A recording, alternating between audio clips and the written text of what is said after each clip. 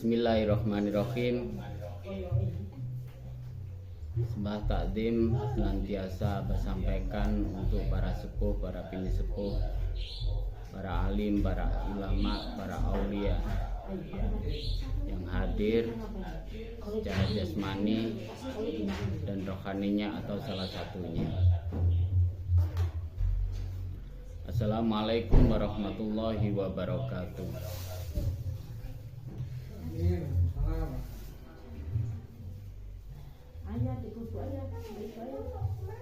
Di pertemuan kita malam hari ini, Abah senantiasa mengingatkan bahwa apapun situasi kita, apapun kondisi kita senantiasa dalam lingkup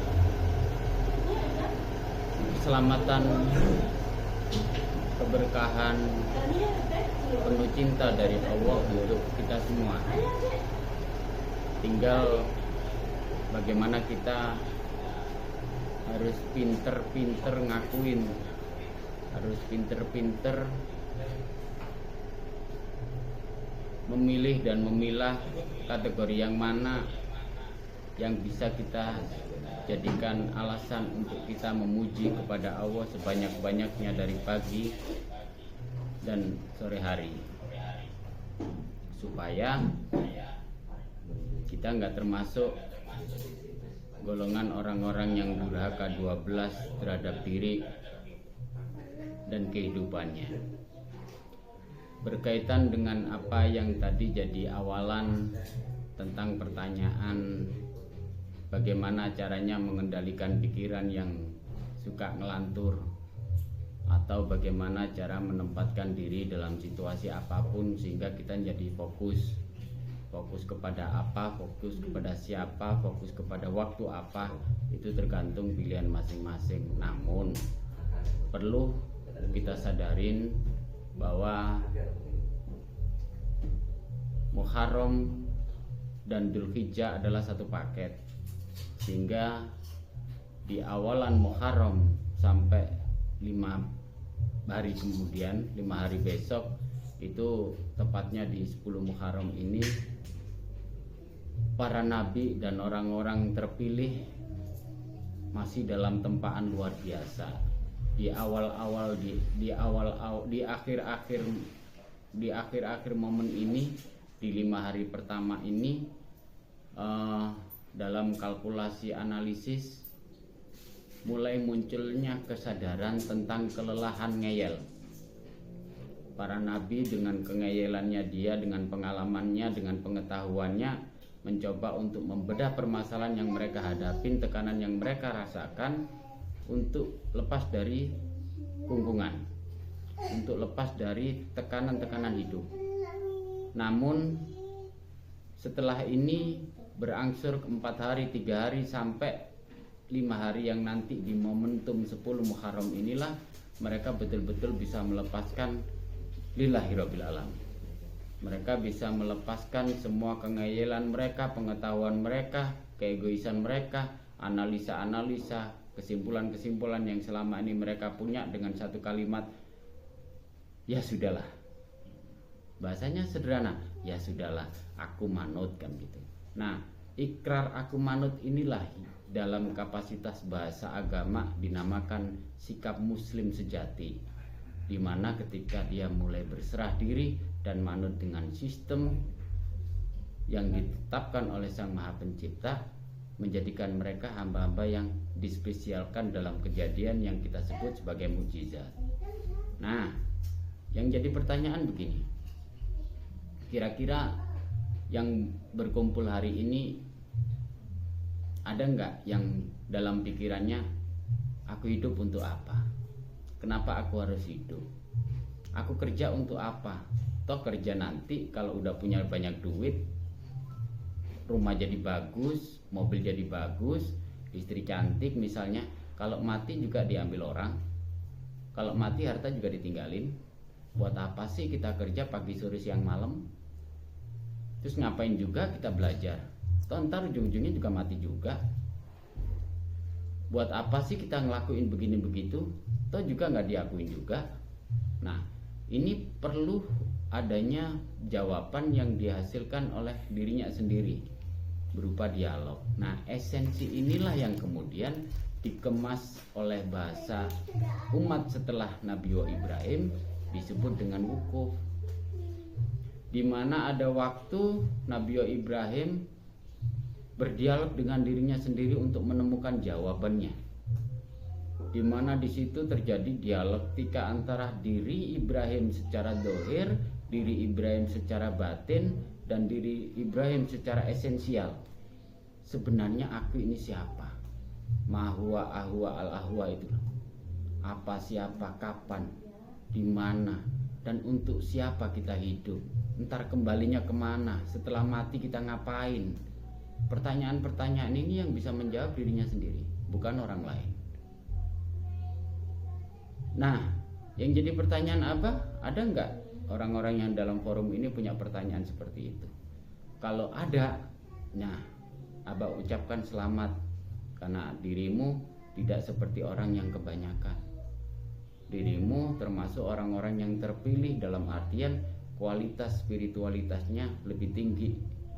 Kalau orang yang masih berpikir aku harus bagaimana hari ini ya, itu masih kelas-kelas kambing.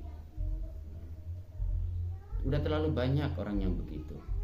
Namun orang-orang yang terpilih, orang-orang yang kualitasnya lebih tinggi dari itu, yang dipikirkan aku hidup untuk siapa, aku hidup untuk apa, aku dikasih hidup untuk apa, ntar aku balik setelah mati aku ngapain, sebelum mati aku harus ngapain. Jadi yang dipikirin bukan sandang, pangan, papan, utang, istri cerewet, belanja kurang, dan hanya begitu-begitu doang. Makanya Sultanul Aulia Abdul Qadir Jailani mengatakan orang-orang yang hanya melihat dengan matanya dikategorikan orang goblok, wajahilun.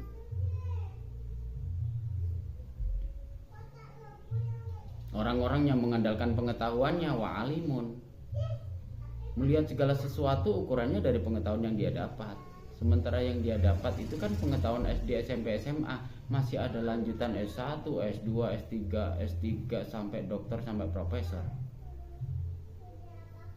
Sementara wa'arif billah, orang-orang yang melihat dengan hatinya, itulah dikategorikan orang-orang yang manusia, orang-orang yang tidak jadi orang tapi manusia. Yang bahasa Indonesianya dulu sempat digaung-gaungkan manusia Indonesia seutuhnya, kan begitu. Kalau di bahasa agama, di bahasa orang-orang tarekat namanya insan kamil misalnya. Nah, seperti itu. Nah, kita masuk di kategori yang mana nih sekarang? Masih hanya berpikir tentang apa ya yang harus aku lakukan untuk besok, masalah ini aku bagaimana, begitu begini. Nah, ini perlu dijadikan acuan ya. Kalau kita masih berpikir di lintasan itu, ya bersiaplah, kita akan menambah jumlah manusia-manusia, orang-orang yang nanti jadi rapuh, jadi pupuk setelah kita meninggal. Ya sederhana itu sebenarnya. Nah, berkaitan dengan ini, bagaimana kita mengawalin untuk membuka cara berpikir lebih luas dari sebelumnya? Masihkah kita masih berpikir seperti itu doang? Apakah kita mulai naikin kualitas berpikir kita? Apa yang bisa kita lakukan? Karya nyata apa yang kita ciptakan dalam hidup sehingga kita lebih bermakna? Toh ujung-ujungnya kalau udah mati kita udah dikubur.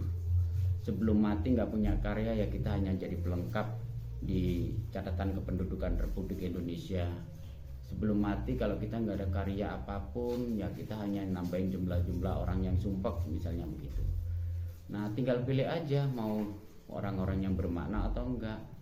Makanya kita dikasih sindiran nih di tahiyat nih. Di tahiyat itu at-tahiyatul mubarakatus sholawatut thayyibatulillah, penghormatan dan penghargaan senantiasa aku berikan kepada semua hal yang berkaitan kebaikan yang datang dari Allah. Tahiyat menjabarkan itu. Ngakuin nggak kebaikan orang-orang yang kebaikan Allah yang diturunkan dari orang-orang yang di sekitar kita? Sehingga kita kemudian mengklasifikasikan dengan kalimat Assalamu alayka ayyuhan nabi wa rahmatullahi wabarakatuh. Setelah kita mengakuin kebaikan-kebaikan ini turun dari siapa saja dan semua kebaikan ini dari Allah, maka kita memilah untuk memberikan penghormatan kepada orang-orang spesial. Assalamualaikum ayyuhan nabi wa rahmatullahi wabarakatuh bukan kategori ke Nabi Muhammad, jangan salah. Nabi itu dalam kategori bahasa agama itu namanya pembawa berita. Dalam hidup kita ini kita nggak ketemu Kanjeng Nabi Muhammad kok. Dalam kehidupan ini kita ketemu para pembawa berita kebenaran. Para guru misal, teman baik mungkin, WA nyasar kali. Yang inti kabar yang diberitakan ini membawa kita lebih tawaduk ke Allah, membawa kita lebih tawaduk ke Rasulullah, membawa kita lebih tawaduk ke orang tua kita, membawa kita lebih tawaduk kepada istri dan anak-anak kita, yang dimana isinya berita itu membawa kita lebih bertawaduk kepada kehidupan alam semesta raya seisinya ini. Ini yang terpenting. Pelajaran at-tahiyatul mubarakatuh shalawatut thayyibatulillah ini bukan kalimat bacaan supaya kita memuji-muji Rasulullah. Kesalahan besar itu. Itu bentuk ekspresi kita dalam proses takbiratul ihram, rukuk, i'tidal hingga sujud, hingga kemudian kita melakukan aktivitas duduk tahiyat akhir. Kita mengakuin proses kebaikan yang kita jalani dalam hidup ini itu berdasarkan kebaikan-kebaikan yang Allah punya, yang turun melalui utusannya. Siapa sih utusannya? Seluruh penghuni alam semesta ini. Tinggal yang kita akuin yang mana nih? Baru kemudian kita udah nyimpulin di situ. Oh, ini datang dari para pembawa berita ini datang dari para guru nih, ini sehingga begini-begini. Terungkaplah bahasa Assalamualaikum ayyuhan nabi wa rahmatullahi wabarakatuh.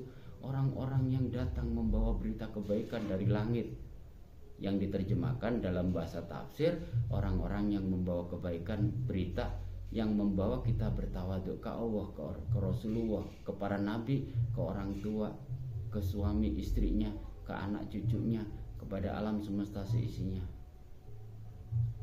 Kemudian sebagai bentuk itu, karena saking detailnya banyak detail yang harus dijabarkan, kemudian dipilah pula bahasanya supaya tidak luput, karena detail menyebutkan seperti tadi kan sulit. Akhirnya muncul kalimat Assalamualaikum wa ala ibadillah sholihin.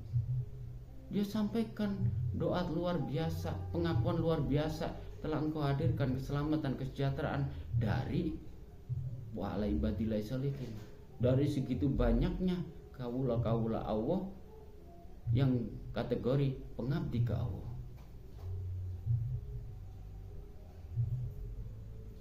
Sehingga dari pengakuan itulah memunculkan kalimat asyhadu alla ilaha illallah, dengan penyaksian-penyaksianku luar biasa ini hanya engkau ya Allah.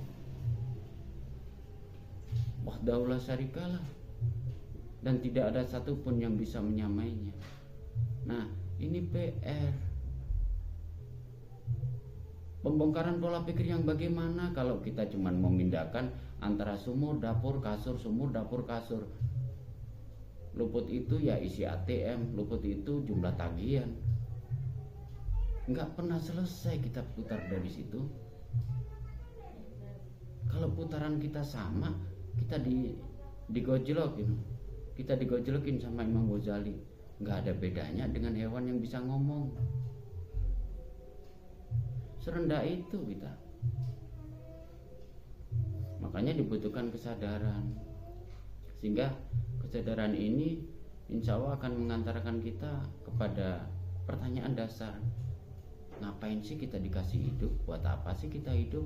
Apa memang kita hidup dari bangun tidur sampai tidur, kemudian besok, lusa, tahun depan, sekian tahun lagi, cuman putarnya sama-sama begitu? Terus buat apa? Apa cuman nambah jumlah jumlah ini kadar pupuk organik setelah kita mati? Kan nggak begitu amat kan gitu. Nah, ini butuh renungan ya, butuh renungan. Masih ada 5 waktu ya, 5 hari sampai di 10 Dzulhijjah. Temukan esensinya dari pertarungan kita dari mulai Dzulhijjah yang masih berpikir tentang perasaan. Emang begitu-begitu amat perasaanmu? Enggak begitu.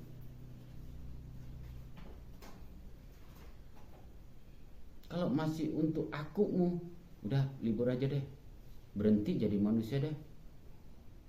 Karena kita nggak dikategorikan sebagai manusia, dikategorikan sebagai orang. Kalau dikaitkan dengan orang hutan selisih 3% doang angka kecerdasan otak kita kok. Nah ini PR ya, PR. Jadi lakukan perenungan, lakukan muhasabah kata orang-orang yang Arab ya.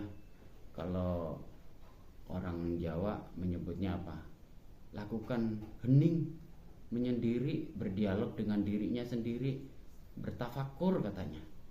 Nah karena inilah nanti yang akan menghasilkan muatan-muatan besar sehingga esensi Dzulhijjah hingga Muharram ini akan ketemu di 10 Dzulhijjah yang disebut, yang kita selama ini sebut sebagai mukjizat, kejadian-kejadian luar biasa dalam hidup, baik versi dohirnya ataupun versi batinnya.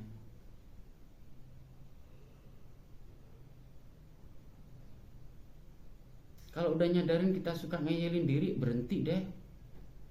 Kalimat musliman hapus dari dirimu kalau kita masih ngeyelin dirimu. Diri sendiri aja di ngeyelin, apalagi orang lain.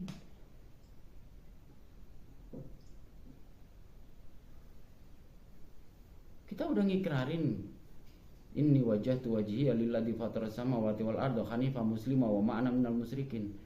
Kita udah ngikrarin itu berkali-kali. Itu pun kalau kita sholat.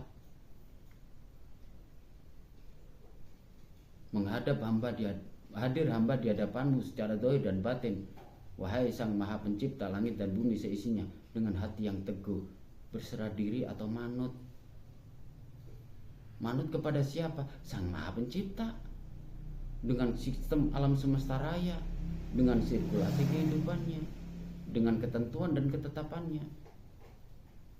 Jadi nggak ngeyel dengan keadaannya, terima aja apa yang ada. Nggak bisa kita ini berharap semua hal yang terjadi di sekitar kita seperti yang kita mau. Nggak mungkin. Kalau mau begitu jadi aja Tuhan sekalian. Bersaing dengan Fir'aun, masih bagusan Fir'aun, raja, kaya raya, pengendali banyak wilayah. Sementara kita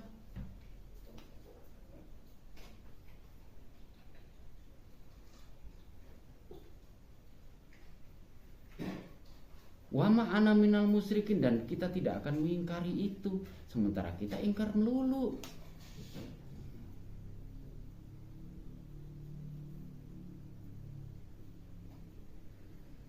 Nah, esensi 5 hari ini masing-masing harus bisa menemukan versi sesuai dengan kelasnya. Karena setiap kelas, setiap orang berbeda. Ada yang lagi mood dalam fase finansial, ada yang lagi mood dalam fase ilmu pengetahuannya, ada yang lagi mood dalam fase emosionalnya, dan macam-macamnya. Tapi tidak sedikit juga yang dalam fase pencapaian ketenangan hati. Di hakikat takwa itu, hati yang tentrem, nafsul mutmainnah. Gitu. 5 hari waktu yang pendek, kalau kita bilang pendek, akan menjadi sangat panjang kalau kita mau menjadikan waktu itu sebagai lahan perenungan diri. Dan ini pengaruhnya akan panjang sekali. Karena nggak ada satupun yang bisa merdeka raya di Dzulhijjah sama Muharram ini. Siapapun orangnya. Yang sholatnya pagi, siang, sore, malam aja juga kelimpungan kok. Apalagi yang jarang-jarang sholat. Gak peduli itu tokoh agama, tokoh hebat apapun, semuanya pada kelimpungan kok. Bisnis yang perputaran ekonomi banyak di Dzulhijjah sampai Muharram ini, semuanya juga kelimpungan kok. Dan ini gak bisa ditolak. Awal-awal Dzulhijjah berapa banyak orang yang mengalami kerugian? Banyak sekali. Dan mereka gak bisa nolak. Nah ini sistemik ilahi, Abah nyebutin. Karena perhatian Abah sejak 30 tahun yang lalu setiap Dzulhijjah ekonomi mesti goyang. Setiap Dzulhijjah sampai Muharram spiritualitas orang makin goyang. Pilihannya, dia akan kehilangan keluarganya, dia akan kehilangan kemampuannya, dia akan kehilangan ketenarannya, dan dia akan kehilangan kemampuan spiritualitasnya, keyakinannya. Pilihannya itu. Karena apa? Nabi Ibrahim udah kasih contoh. Begitu dialognya dengan istri dia gagal, cerai dia. Belain nyembeli anak. Dia akan bubrah dengan keluarganya. Tapi karena dialektikanya bagus, cara penyampaiannya sopan, bahasanya santun, akhirnya ketemu.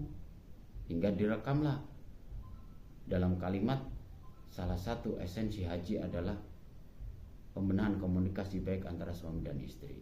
Demikian juga dengan anaknya.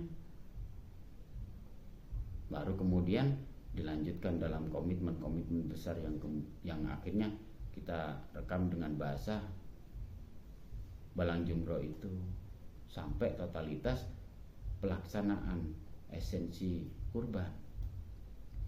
Bentuk satu paket perjalanan ini kemudian dikemas di merelakan apapun, bukan hanya hartanya, bukan hanya sifatnya, bukan hanya kebendaannya, merelakan apapun yang dihain dalam dirinya, dilepasin. Sehingga kemudian turunlah perintah untuk menggantikan semua itu menjadi esensi sedekah memberi itu. Nah, tinggal sekarang pilihannya gimana? Dzulhijjah udah lewat, namun ada fenomena luar biasa di setiap para nabi di eranya. Tekanan hidup yang mereka tidak ada kesempatan untuk memilih. Siapapun itu, tidak ada satupun dikasih pilihan. Mau tidak mau itu harus mereka jalani. Nah, ini sakralnya Muharram, Dzulhijjah satu paket ini sakralnya di situ. Sehingga terekam 40 hari perjalanan para nabi, sehingga mujizat itu turun. Kan lengkap, Dzulhijjah 30, anggaplah genep 30, tambahin 10 sebelum Muharram. Dan ini momentum banget dalam setiap tahun ini, putaran tekanan hidup ini luar biasa di sini. Tapi kalau kita mampu untuk melampauinya dan menemukan esensinya, tahun depan beda dong. Melewati tahun setelah ini, setelah Muharram ini, ya kita tampil dengan beda. Kekuatan kita lebih oke, keyakinan kita makin tak tergoyahkan, visioner, melihat sesuatu dari sudut pandang yang sangat luas, nggak monoton di putaran sandang pangan papan utang, perempuan, istri cerewet, belanja kurang, tukar tambah, dan seterusnya begitu. Nah, itu salah satu penggenap dari pertemuan kita yang di Al-Maghribi kemarin. Jadi temukan esensi masing-masing di Dzulhijjah sama Muharram ini, sehingga kita menjadi pribadi yang baru, manusia-manusia yang betul-betul manusiawi, bukan manusia seperti binatang gitu. Bukan dengan tempaan sindiran Imam Ghazali, hewan yang bisa bicara, kan menakutkan itu.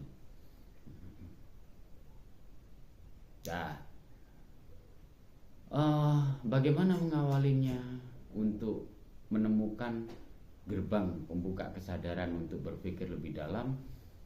Kasih waktu dirimu berdialog dengan dirimu. Kalau bertanya dengan dirimu sulit, coba ngadepin di kaca. Tapi jangan teriak-teriak, keluargamu bilang kamu eten nanti. Kalau nggak begitu, tulis. Ajukan pertanyaan. Kemudian biarkan hatimu memberikan jawabannya. Demikian juga seterusnya. Biar ketemu yang namanya hati nurani itu mana. Itu bukan nafsumu. Karena hati nurani mengantarkan kita pada kesadaran diri, kekuasaan sang ilahiyah itu mutlak. Dia akan memberikan jawaban seperti halnya alam semesta membutuhkannya. Bagaimana sistem angin udara ini akan memberikan supportnya bagi kehidupan. Demikian juga nurani. Kalau masih untuk pribadimu, itu iblismu, bukan hati nuranimu. Karena hati nurani tidak akan mengantarkan dirimu pada diri jiwa-jiwa egois. Itu iblismu sendiri.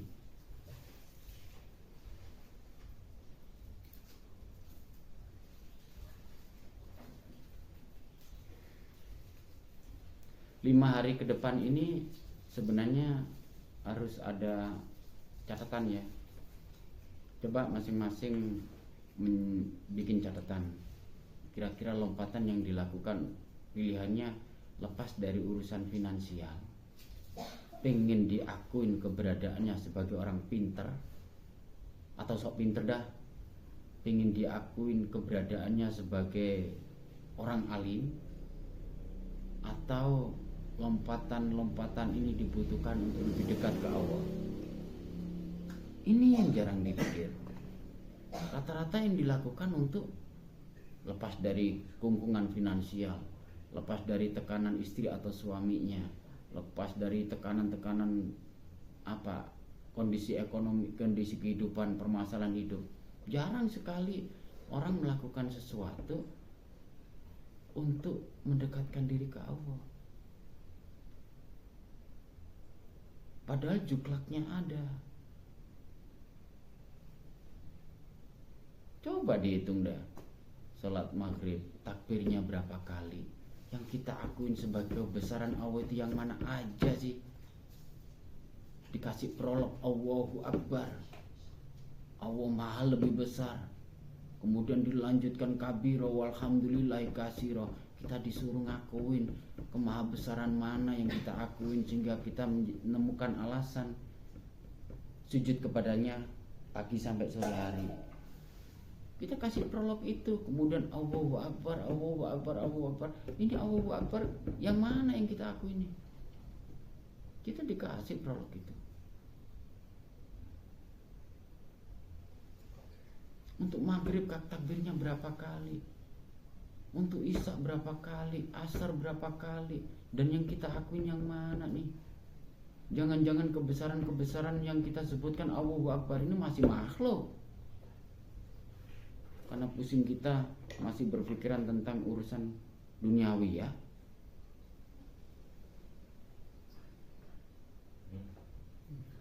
Ini PR ya. Biar yang kita pikirin mulai berkembang dikit dah. Begitu.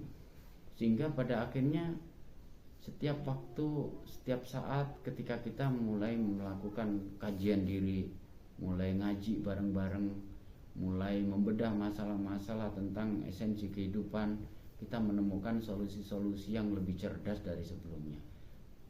Enggak membawa kita menjadi orang-orang yang sok tahu, menjadi orang yang sok benar. Masih beneran iblis kok. Masih pinteran iblis dari kita.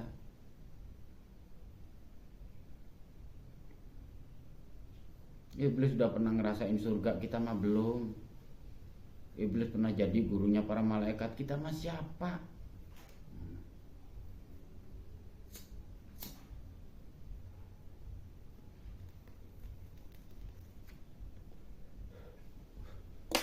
Biar gak menganggap diri kita paling benar. Kita gak penting-penting amat dalam kehidupan ini kok.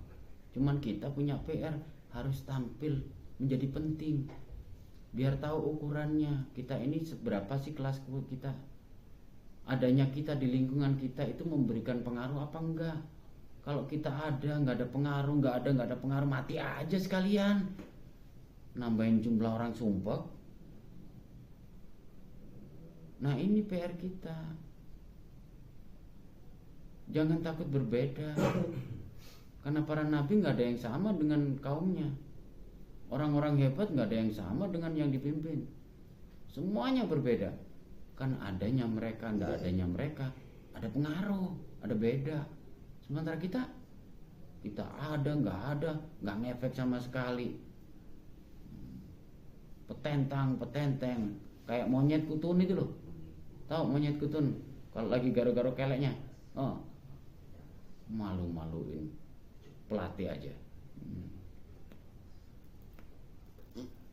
Nah, 5 hari ini kita manfaatkan untuk membedah diri. Kita lepaskan pengetahuan kita sementara ini. Betul-betul kita lepasin. Netralin semuanya. Tidak menghukumin ini salah, ini benar, ini baik, ini buruk. Netralin aja. Akuin bahwa semuanya irama ini adalah siklus kehidupan untuk 5 hari ini. Kemudian temukan arahnya. Dirimu ngelakuin ini untuk apa sih? Gitu. Nanti akan terarah kok. Dikruwo kita ini dikruwo yang lisannya doang, pikirannya doang, atau dikruwo kita adalah tindak laku kita nih. Nah ini PR. Misal yang kerja macam Irfan, bisa jadi dilompatin ini pekerjaan ini jadi sarana aku sujud ke Allah. Karena orang yang kerja seperti aku ada jutaan orang. Hampir sekian miliar penduduk dunia ini juga kerja seperti aku. Maka aku jadikan pekerjaanku ini sebagai saranaku sujud ke Allah. Karena dalam pekerjaanku berkaitan dengan produk-produk yang lain yang tidak lepas dari udara, air, api, tanah, dan segala bentuk unsurnya. Boleh. Sehingga ketika melakukan pekerjaan ini, si pelaku Irfan bisa menemukan jalan untuk menuju ke Allah dengan cara yang lebih terbuka dari sisi pekerjaannya. Yang lagi masak mungkin, wah sekian miliar manusia di bumi pada butuh makanan. Begitu. Dan apapun itu namanya pekerjaannya, bisa. Tinggal mengalihkan satu sudut pandang saja. Kerjamu bukan nyari duit. Kerjamu adalah fasilitas untuk dirimu melihat, untuk dirimu bisa melihat dan menciptakan bahwa tempatmu ini, tempat kerjamu ini adalah saranamu sujud ke Allah. Begitu.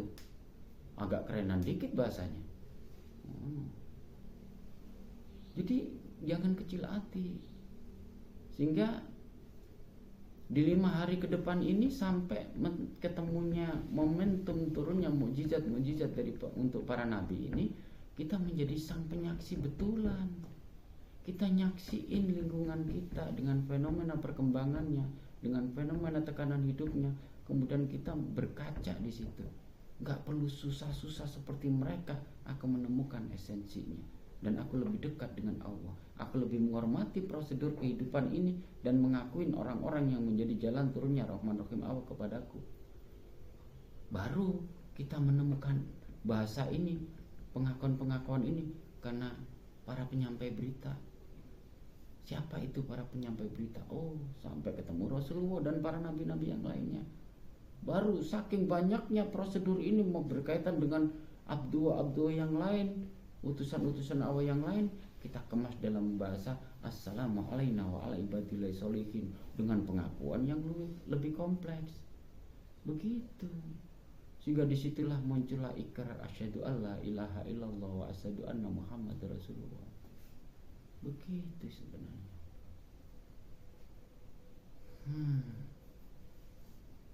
Nah, tinggal balik nih. Mau nggak melakukan itu? Karena ini bukan hanya sekedar memahami sesuatu dengan sholawat. Sholawat bukan kalimat Allahumma sholli ala sayyidina Muhammad, bukan. Itu mah TKSD. Anak TKSD kalau disuruh sholawat ya Allahumma sholli ala Muhammad. Tapi perlu understanding, perlu pemahaman. Ini yang berada di depan Abah anggap ini udah S1 S2 nih. Harus mahamin betul esensi sholawat itu apaan. Bukan cuma dibaca doang. Menjalankan sikap dan sifat yang Rasulullah ajarkan sebagai bentuk ekspresian dari pengetahuan yang diberikan Rasulullah ke kita melalui para guru itu. Sehingga nyampe lah ke Allah. Bahasa persamaannya, Allah kasih perintah, disampaikanlah, dilakukan oleh para nabi-nabi, diceritakanlah oleh Rasulullah. Kemudian dilanjutkan para sahabat, tabi'in sampai guru-guru kita sampai ke kita. Nah, tirulah perilaku orang-orang hebat yang disampaikan oleh Rasulullah ini, dan semuanya adalah perintah Allah. Apa itu? Aqimus shalah wa ita'iz zakat wa shaumu ramadhana wa hajjul baiti man istata' ilaihi sabila. Semacam itu. Nah, baru diterjemahkan versinya. Bukan sekedar cuman hafalan, bukan sekedar cuman pemahaman, tapi bentuk sikap hidup, perilaku dohiron wa batinan. Begitu esensinya. Jadi ketika kita mulai berpikir tentang sesuatu yang berkaitan dengan hafalan, kita naikin di understandingnya, di sudut kemakrifatannya, pengetahuan pengertiannya itu, sehingga nanti akan membawa kita berperilaku dan bersikap seperti Rasulullah. Meskipun gak sepenuhnya, dikit-dikit juga keren kok. Sambil merokok kita dikruwah, terima kasih ya Allah. Kita mulai mutola'ah bahwa apa yang ada dalam rokok ini apa saja dan prosedurnya apa saja. Kita jadi kaya itu pemahamannya. Ketika kerja, siapa saja dan apa saja yang terlibat dalam pekerjaan kita. Ketika kita ngopi, ini gelas, ini prosesnya bagaimana, dari proses pasir kuasa jadi begini begitu, melibatkan sekian banyak orang. Nah, dikruwo banget nanti. Jadi apapun yang kita sentuh, apapun yang kita lakukan menjadi sajadah-sajadah kita di hadapan Allah. Dan ini esensial. Itu sebenarnya yang diajarkan Rasulullah. Bukan solawat bersolawat kita Allahumma sholli ala sayyidina Muhammad 1000 kali juga nggak ngefek. Kalau cuma baca-baca doang, sikapnya mana nih? Yang kita tiru yang mana nih? Begitu. Insya Allah kalau kita mau terbuka cara berpikir kita tetap melakukan tradisi-tradisi solawat. Kita tetap memahami solawat dengan bahasa tafsirnya, ta'wilnya. Tapi kita lanjutin di situ, nggak berhenti pada pemahaman understandingnya doang, sampai di sikap hidup kita pelan-pelan, dikit-dikit dari orang-orang yang terdekat dengan diri kita. Siapa? Diri kita sendiri. Baru orang-orang di sekeliling kita. Bodoh amat mikirin orang lain nunggu kita menilai kita. Rendah dong kita. Untuk diri sendiri. Perhatiin yang kita lakuin untuk diri sendiri ini udah ada pengakuan gak? Komposisi dohirun wa batinan ini laku sholawat. Sehingga Rasulullah kasih petunjuk kan di hadis qudsi loh itu. Man arafa nafsahu faqad arafa rabbahu. Ngertiin dirimu, pahamin dirimu. Sehingga nanti dari situlah engkau akan mengerti siapa sih yang kita tuhanin. Sedetail itu loh. Jadi nggak siapa yang kita apalin, berapa banyak yang kita sampein, kacau dong. Nah 5 hari ini, 5 hari ke depan, kasih waktu lebih. Ketika siang hari boleh, bangun tidur boleh, mau tidur boleh deh. Kasih waktu 5-10 menit tambahan deh untuk perenungan, untuk mencoba memahami, untuk berdialog dengan diri. Apa aja sih yang membuat dirimu menganggap bahwa Muharram ini penting, agama itu penting, bahkan tujuanmu yang selama ini kamu anggap paling penting dalam hidup itu apa ya, udah benar begitu. Sehingga kita nanti akan menjadi sangat terbuka untuk dirimu dulu, baru terbuka untuk lingkungan, orang-orang terdekat kita, istri, anakmu, orang-orang yang dianggap penting dalam hidup. Insya Allah begitu lebih berkah. Jadi nggak ada lagi kategori pemahaman kita masuk tahu, sok pinter begini-begini. Ini mah kadal kampret itu namanya. Udah nggak zamannya lagi begitu. Slow, netral aja. Lillahi rabbil alamin, pelan-pelan kita jalanin. Kita udah sumpah kok ini kita udah sumpah, udah janji berkali-kali. Inna sholati wa nusuki wa mahyaya wa mamati lillahi rabbil alamin. Tai kucing kalau begitu terus. Gimana? Kita nipu diri kita sendiri terus.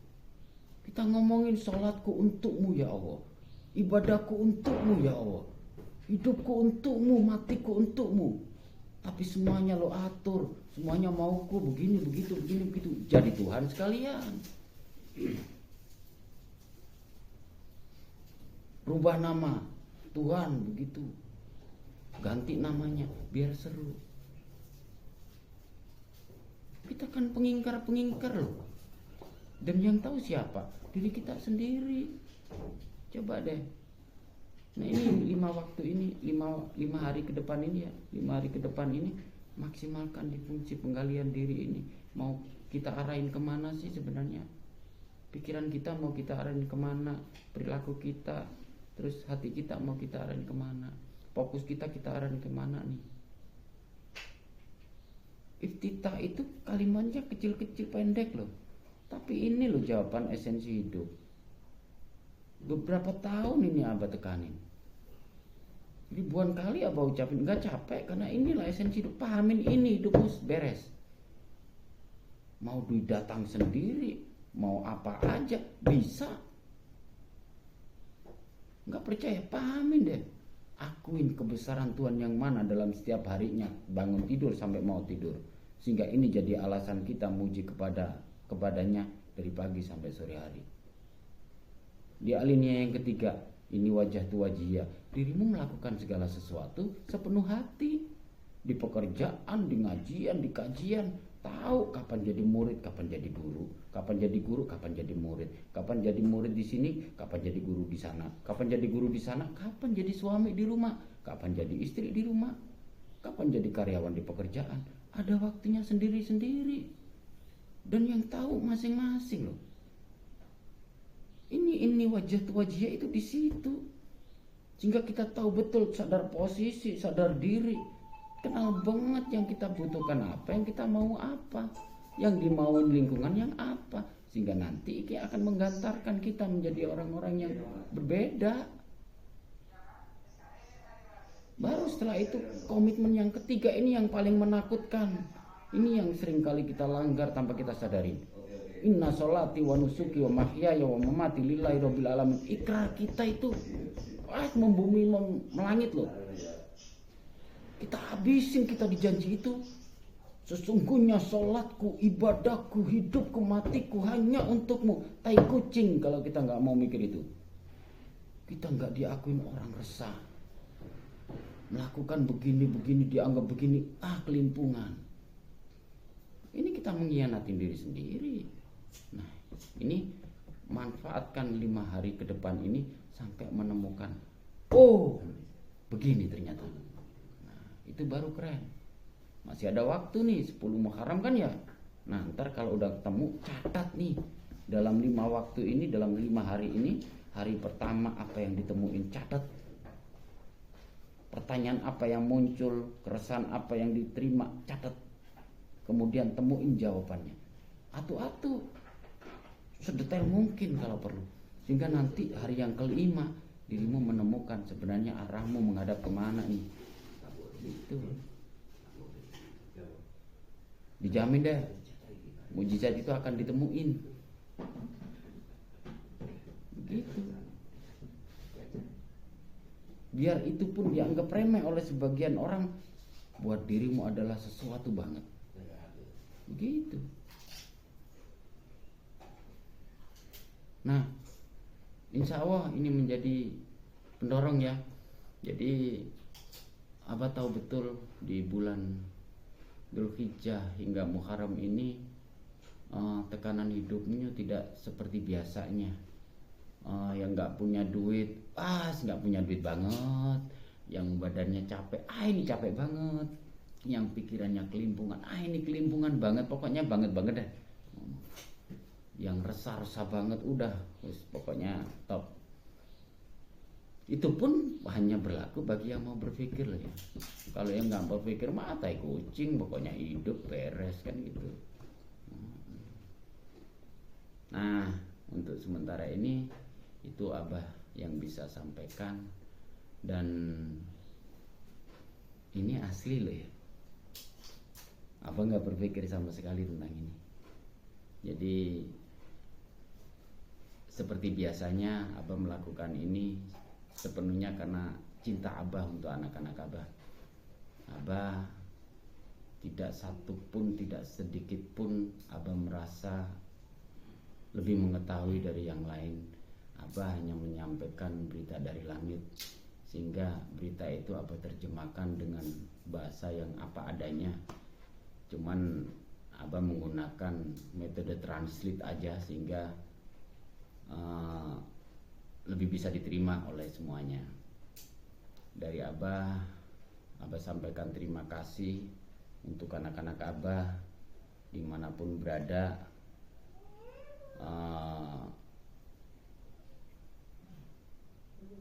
kalau mau dialog nanti bisa dilanjutin ya, boleh dialog terbuka, ntar biar Yai Ibnu yang kasih jawabannya. Kalau abang ukur sih pertanyaan segini cukup Yai Ibnu bisa jawab kok. Apapun lah. Itu ada Bu Sri ya. Ya ntar kalau yang urusan langit biar Bu Sri sama Yai Ibnu yang ngatasin. Kalau Bu Sri nggak ngatasin nanti biar diatasin sama Pak Wid. Ya, gitu. Dari Abah sampaikan terima kasih untuk semuanya. Terima kasih untuk keistiqomahannya di forum dialog luar biasa hari ini. Insya Allah dengan cara mengosongkan gelas, dengan cara menemukan titik netral dalam diri kita, kita menemukan esensi dalam setiap pembicaraan. Tidak ada jajah menjajah, karena itu melanggar Undang-Undang Dasar 45 ya. Jadi semuanya slow, semuanya netral, semuanya tidak menghukumi. Insya Allah akan membawa berkah untuk semuanya. Billahi taufiq wal hidayah wa ridha wal inayah. Wassalamualaikum warahmatullahi wabarakatuh.